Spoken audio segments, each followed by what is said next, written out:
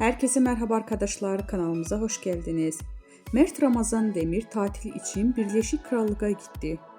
Yalı Çapkın dizisinin Ferit karakterini tanınan Mert Ramazan Demir, askerlik hizmetini tamamladıktan sonra Birleşik Krallık'ta tatile gitti. Demir tatilden yeni paylaşımlarını Instagram hayranlarıyla paylaştı.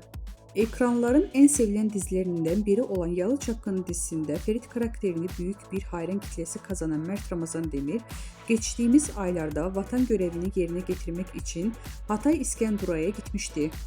Askerlik hizmetini tamamlayan ünlü oyuncu, sosyal medya hesabından askerlik sürecine dair paylaştığı fotoğrafları hayranlarından büyük ilgi gelmişti.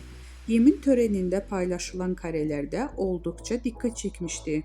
Vatan görevini bitirdikten sonra tatile giden Birleşik Krallık'a gitmeye karar alan Demir, tatilden yeni fotoğraflarını Instagram hesabından paylaştı. Küçük Haziran notuyla yaptığı paylaşımı takipçileri tarafından büyük beğeni topladı. Demir'in tatil anları sosyal medyada kısa sürede ilgi gördü.